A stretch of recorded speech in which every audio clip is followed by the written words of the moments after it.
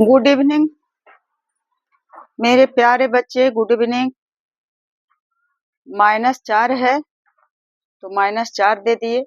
इतना लंबा चौड़ा है तो कुछ नहीं, मैं यहाँ तक दे दूंगी ज्यों का त्यों, और इसके अंदर जब प्रवेश करूंगी तभी कुछ क्रिया करना होगा। इसलिए लिख लेते हैं बंद आंखों की तरह। तो 3 और भाग 3 घटाओ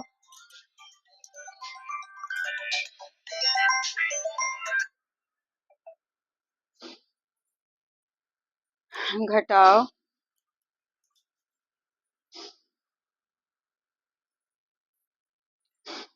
बड़ी कोष्ठ -4 जोड़ मंझली कोष्ठ क्या है प्लस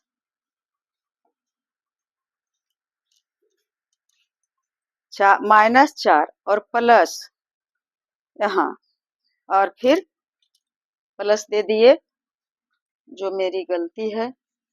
क्या है -6 और माइनस छोटी कोष्ठ। अब का क्रिया जहां जहां है कर लेंगे। तो 2 का है -2 का 6, तो 3 दूना 6, -6 का 12, तो 12 छक्का 72।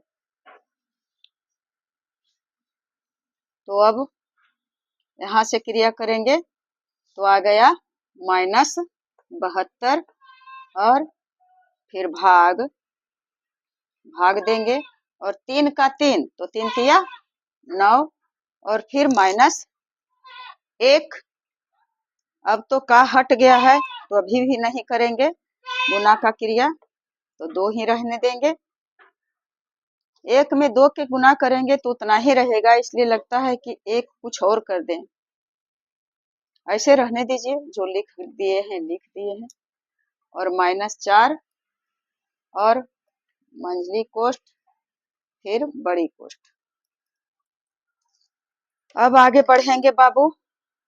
तो -4 और प्लस 3 भाग 3 माइनस बड़ी कोष्ठ 4 प्लस, अब मंझली कोष्ठ -6 -6।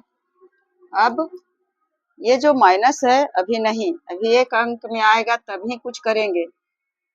-6 माइनस, अब 9 8 72, -72 में 9 से भाग दे दिए तो आ गया -8, और माइनस, अब तो गुना कर ही सकते हैं, तो -1 में 2 से गुना करेंगे तो -2 ही आएगा, और फिर -4 बंद और बंद।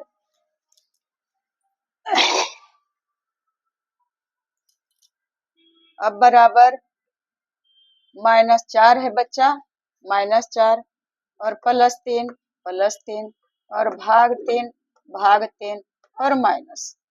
तो क्या करेंगे, फिर बड़ी कोष्ठ है -4 और प्लस, फिर मंझली कोष्ठ क्या है -6, माइनस है यहाँ, माइनस है तो -6 दे दिए, उसके बाद भी माइनस है तो माइनस दे दिए, और -8 और -2 क्या हो जाएगा -10 हो जाएगा। अभी भी छोटी कोष्ठ का खात्मा नहीं हुआ है, और -4 फिर मंझली कोष्ठ और बड़ी कोष्ठ।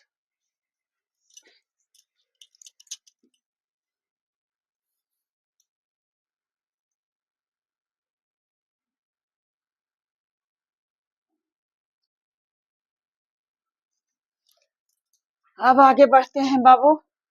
तो -4 प्लस 3 भाग 3 माइनस -4 प्लस, अब नीचे उतरल जा रहे हैं, -4 प्लस फिर मंझली कोष्ठ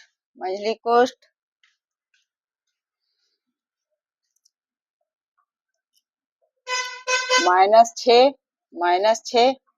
अब देखिए अंतर यही हो रहा है, यहाँ आकर के छोटी कोष्ठ होते होते अब आ गया तो माइनस और माइनस प्लस 10 हो गया और फिर खत्म। और ये जो है 4 आ गया, मंझली कोष्ठ बंद कर दिए और ये आ गया। अब क्या करेंगे, -4 और +3 और भाग 3 माइनस, यहाँ तक बाबू ज्यों का त्यों लिख लिए हैं, -4 प्लस, अब बड़ी कोष्ठ के अंदर प्रवेश किए, इसमें प्लस -4 है, अब प्लस। अब मंझली कोष्ठ के अंदर का क्रिया करना बाकी है। इतना देर तक तो छोटी कोष्ठ में लगा, इसमें ज्यादा देर नहीं लगेगा क्योंकि इसमें सिर्फ माइनस और प्लस है। तो -6 और -4 हो गया -10 और +10 -10 और +10। अब बंद हो गया, बंद हो गया। अब आगे बढ़ते हैं तो -4 +3 भाग 3 घटाओ -4 -4 और प्लस क्या, -10 में 10 को घटा देंगे तो कितना बचेगा, 0। तो 0 हो गया, बस समाप्त हो गया।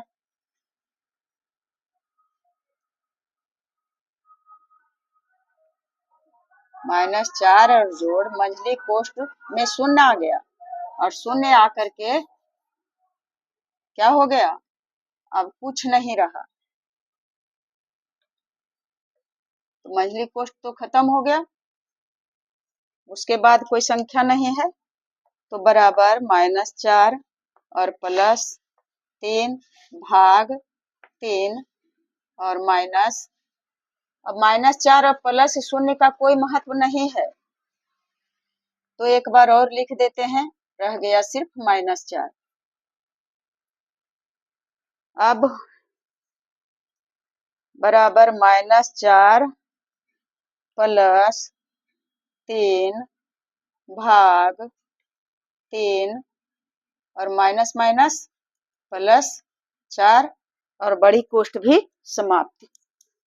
अब नहीं अटेगा, अब थोड़ा सा यहाँ से करते हैं, क्या है, बराबर -4 और +3 और भाग 3 और जोड़ 4।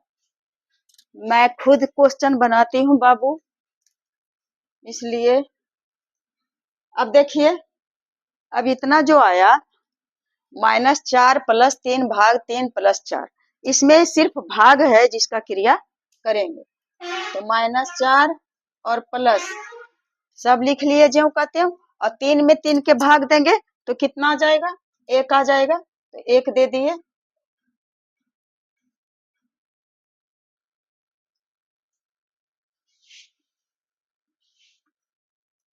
और फिर जोड़ 4 दे दिए। अब बराबर -4 तो एक ही है, तो 1 और फिर +1 और +4 हो गया +5। कितना हो गया बाबू, -4 और +1 और +4 दोनों मिला दिए तो +5 हो गया।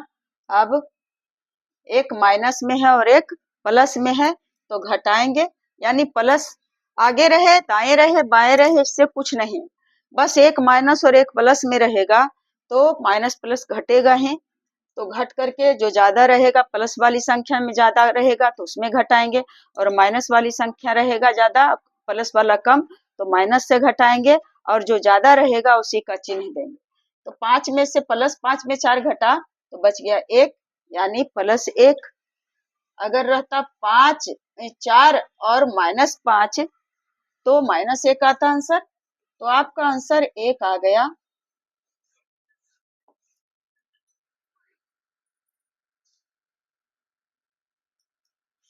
अब इतना स्टेप बाय स्टेप जब तक ध्यान से अकेले में नहीं देखेंगे तो कैसे आएगा समझ में। आप लोगों के लिए ही बनाती हूँ कि आप लोग पूर्ण रूपेण बोर्ड मास में कोई दिक्कत नहीं हो। और बोर्ड मास अगर अच्छी तरह से समझ जाएंगे तो फिर तो आप छलांग मार दीजिएगा, कितना भी ऊपर छलांग मारिएगा तो आप नहीं गिर सकते हैं, क्योंकि प्लस और माइनस क्या का कोष्ठक का परिवर्तन जो होता है वह पूरी तरह से आपको देने की कोशिश कर रहे हैं, आपके दिमाग में भरने की कोशिश कर रहे हैं। तो आप इसे माने या ना माने आपकी मर्जी है। तो आप लोग देखें और समझें, आगे बढ़ें। मेरी शुभकामनाएं आप लोगों के साथ है। अब पढ़ लिख करके कोई जरूरी नहीं है कि नौकरी ही करने का उद्देश्य है तो हम सीखेंगे। कोई भी कार्य में लगे हैं तो गणित हम लोगों का पीछा नहीं छोड़ता है। दैनिक जीवन में सही ढंग से जीने के लिए गणित की जानकारी होना भी अति आवश्यक है। पहले का युग था जो पढ़े लिखे ना होने के बाद भी लोग जी लेते थे, परंतु अब ऐसा डिजिटल समय आ गया है कि जी तो लेंगे लेकिन बहुत कठिनाई होता है। इसलिए आप लोग अपने बच्चों को पढ़ाने का कोशिश करें, चाहे मेहनत मजदूरी कितना भी करना पड़े। Best of luck. जय हिंद, जय भारत।